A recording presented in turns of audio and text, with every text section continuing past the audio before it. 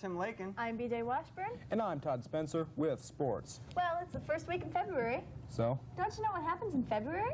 Well, we have Groundhog Day. What's that? Well, that's when the groundhog comes out of his hole, and if he sees his shadow, he goes back in, and we have 6 more weeks of winter.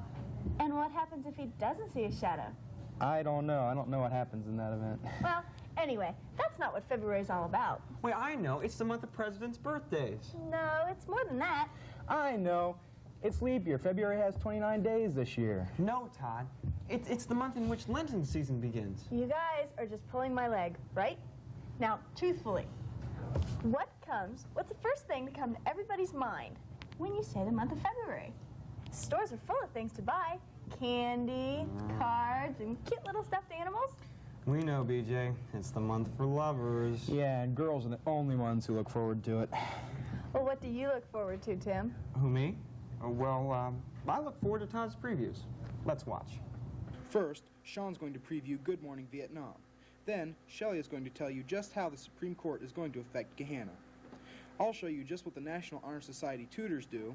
Then, Stephanie will take us to the elementary to watch students teaching students. Tracy introduces us to our award-winning teacher, Mr. Allen. Then, Amy talks to varsity football coach Phil Coppell about his retirement announcement.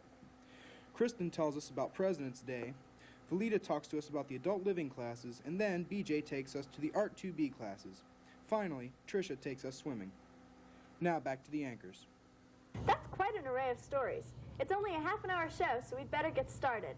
We've seen the preview. Now let's watch the review.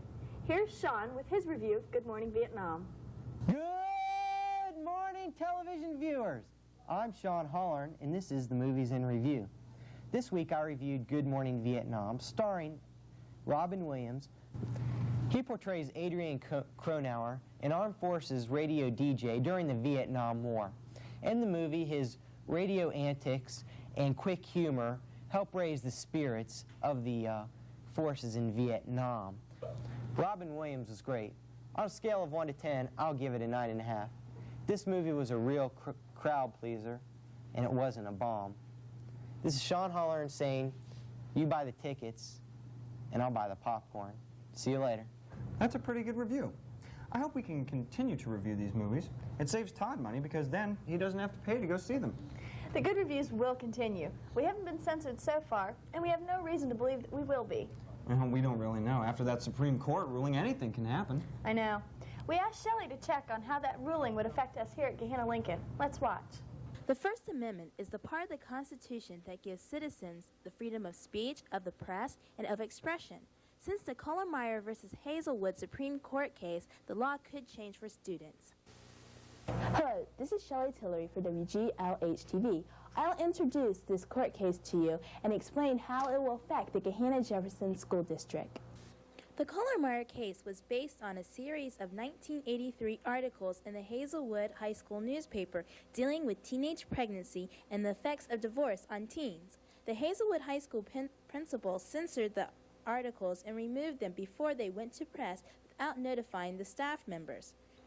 Kathy Collermeyer and some students took their case to court using the 1969 case of Tinker versus Des Moines Independent High School, which gave students the First Amendment right.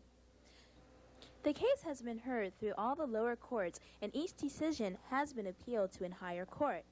Finally, on October 13, 1987, the court case was heard before the Supreme Court. In January of '88, the Supreme Court made the decision in favor of the school district. This gives all school administrations around the United States to censor material. I spoke with David Weisenberger, journalism instructor at Gahanna. He gave his opinion on how the court case will affect Gahanna. Fortunately, we shouldn't see any ramifications from it because we have had a strong editorial policy in effect for several years now, and the editorial policy is an agreement between the school and the staff as to how they will operate, and it endorses a free press. Nancy Carroll, student editor-in-chief of the Lions Roar, agreed with him. Well, Shelley, I really don't see it affecting our school at all because all the publication mediums at our school, the yearbook and the literary magazine, the television broadcasting class, and the newspaper, have a very good rapport with the school administration. So I think everything's just going to stay the way it is right now. Principal Dale Ford also commented on the court decision. And here's what he had to say.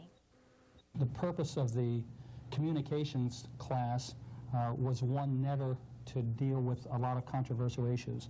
We never had any intent nor desire to have a 60 minutes investigative reporting kind of thing. The mission of this class was one for public relations. And so consequently, that's been our approach, will continue to be our approach, and something that we're very comfortable with, and I think we've been very successful with.